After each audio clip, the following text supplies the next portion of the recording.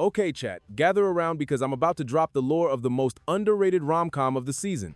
Welcome to the world of Alya sometimes hides her feelings in Russian. Our main character, Masachika Kuze, on the surface, is what normies would call a loser.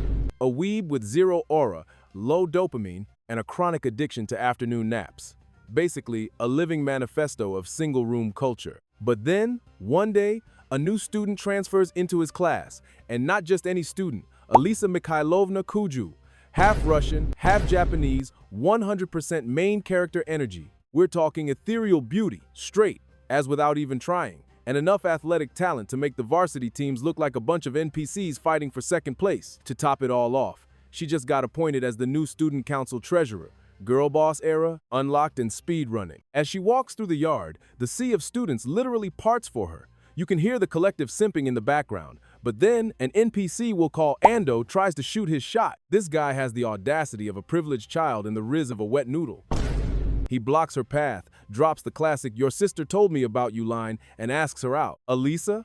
She looks at him like he just suggested pineapple on pizza in Italy. She rejects him on the spot, no hesitation. He persists, asking for her number at least, and she absolutely flame grills him. She calls out his pathetic Discord mod face and tells him to remove his chain because it's against dress code. She didn't just reject him, she deleted him from the server, banned his IP, and reported him for harassment. Total Sigma grind set. She walks away, zero fucks given, leaving Ando's self-esteem in a ditch. She enters her classroom and sits next to the biggest loser in the school, Masachika, still dead asleep on his desk. She kicks his chair because physical violence is apparently her love language and wakes him up.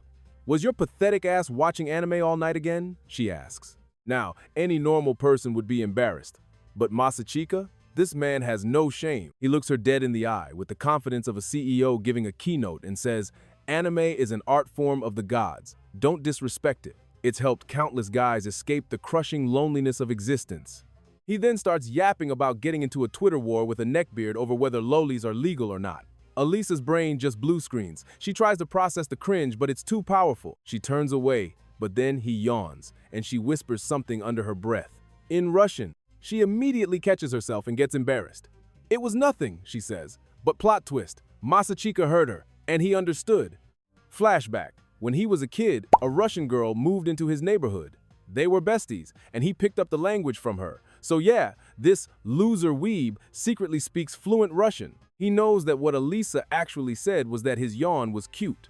But he keeps this W to himself. If he called her out, she'd literally die of embarrassment. So he holds on to this secret like a hidden cheat code, waiting for the right moment to use it. Class starts. He forgot his chemistry book, so she shares. Then he falls asleep again. The teacher calls on him. He has no idea what's going on. Looks at her for help. She points to the word copper. He blurts it out. It's wrong. She stands up and gives the right answer. They sit down. He asks why she pranked him. She says, "People lie." He calls her a bad friend, and she mutters in Russian, "Stupid." But he knows she actually said cute. This man is collecting W's like Pokemon cards. Later, at lunch, he's with his two remaining brain cells, Maru, the bald weirdo who looks like he's never touched grass, and Kyo, the slightly more normal blonde one. Maru is complaining about how he's never even smelled a girl in real life. They spot Alisa and her sister Masha walking through the canteen. Masha is the older sister, equally beautiful but with a warmer, more approachable vibe. Kyo admires their beauty. Maru gossips about Masha maybe dating someone. Masachika tells Maru he has zero chance. Maru claps back. "Bro, you only get away with it because Alisa talks to you." Masachika is like, "She just bullies me, it's not a flex." But Maru, being a total degenerate, says he'd let a girl step on him, so he doesn't see the problem. This dude's standards are in the Mariana Trench. Suddenly, Yuki Suo appears. She's popular, pretty, and apparently Masachika's childhood friend. She asks to sit with them, slides in right next to Masachika, and starts talking about ramen. Alisa sits across from them, and you can literally see the jealousy manifesting. She's gripping her chopsticks like she wants to snap them. Yuki mentions they've known each other since preschool. Alisa's brain short-circuits again. That night, Masachika dreams about his childhood Russian friend. He wakes up feeling nostalgic and goes to school early to clean the classroom. When Alisa arrives, he notices a stain on her sock. A truck splashed her. She has spares. Then, for absolutely no reason other than to cause chaos and maybe test him, she asks him to get a spare sock from her locker, and then she tells him to put it on her foot. "It must be a treat for a creep like you," she says. He realizes she's right. It is a treat. But then she mutters in Russian, "It's a treat for me too." Absolute diabolical behavior.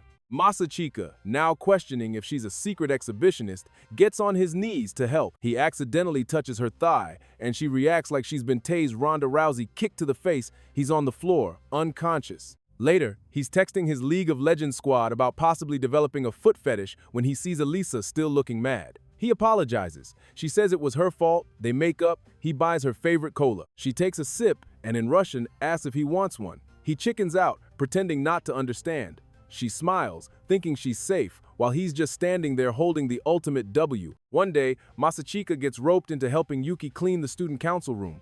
Alisa walks in and sees them being all chummy. She gets visibly jealous. Yuki, sensing the opportunity, pieces out to leave them alone. Alisa mumbles in Russian that she wants his attention.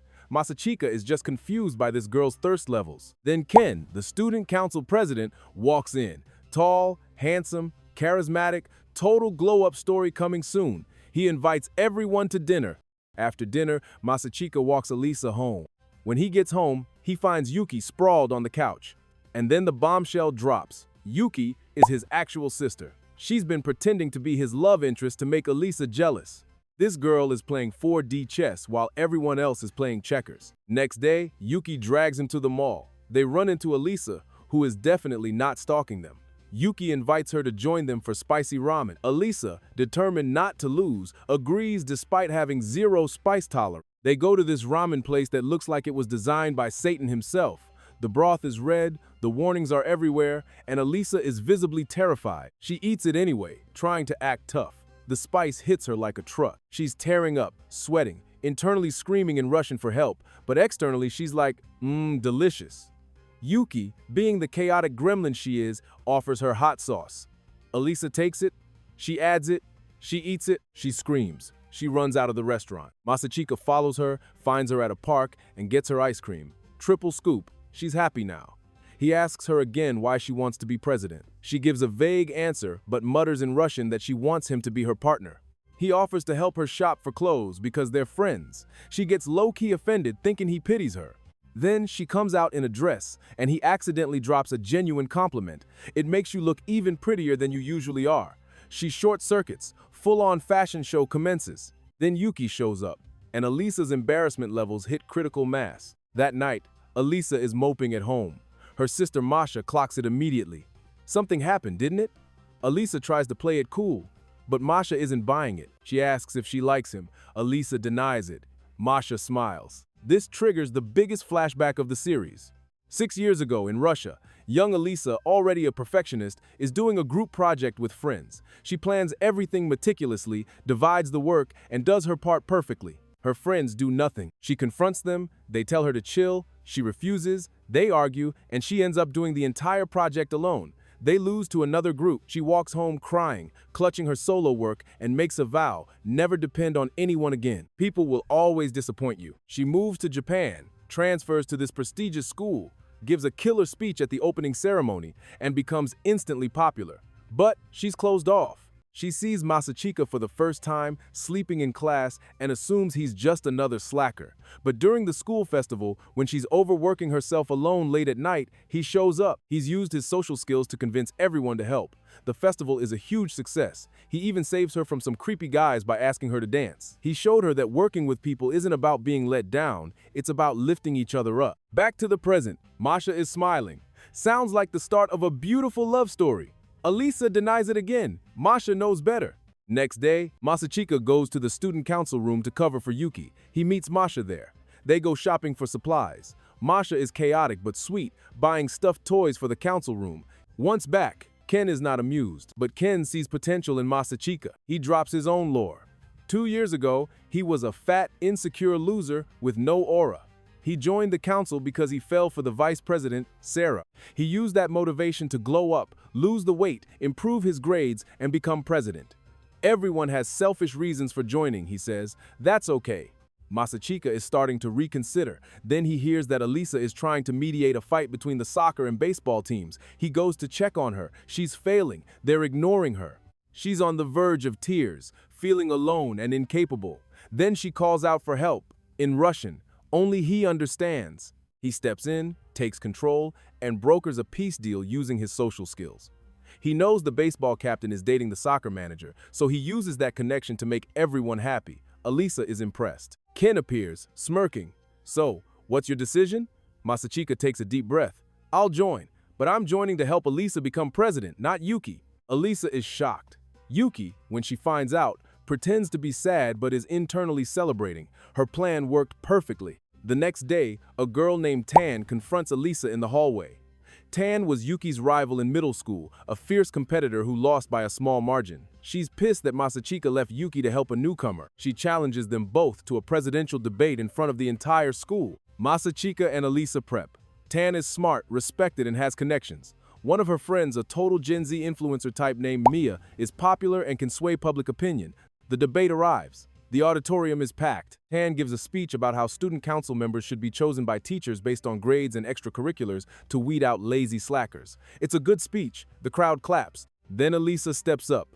She argues that self-governance is a cornerstone of the school's pride, and that grades aren't everything. Social skills, problem solving, passion, these matter too. She's holding her own. But then, planted by Mia, some students in the crowd start heckling. "She's an outsider. Tan is better." Alisa's confidence shatters. She freezes. She forgets her answer. Masachika sees her spiraling. He steps in, grabs the mic, and instead of continuing the debate, he just starts roasting everyone. He uses Ken as an example. If teachers picked based on grades, Ken would still be a fat loser instead of our beloved president. The council rewards passion and growth, not just test scores. He absolutely bodybags Tan's argument with facts and humor. Tan, realizing she's about to get roasted into oblivion, so she runs off in tears. Alisa follows her. She finds Tan crying. Turns out, Tan was just a hardcore shipper of Masachika and Yuki. When he chose Alisa, she felt personally attacked and humiliated. Alisa, being the queen she is, just tells her to seek therapy and walks away. Back at the auditorium, Alisa is declared the winner of the debate. She asks Masachika why he chose her over Yuki. He gives a half-truth. He wants to support her because he believes in her. She's happy. Then, in Russian, she whispers something. For the first time, Masachika doesn't catch it. She smiles. Learn Russian if you want to know. Now that they're officially a team, the real work begins. They start prepping for the elections. Masachika is surprisingly good at this. He's like a political consultant stuck in a weeb's body. Alisa is grinding hard, studying policies, practicing speeches, trying to be more approachable. But there's tension.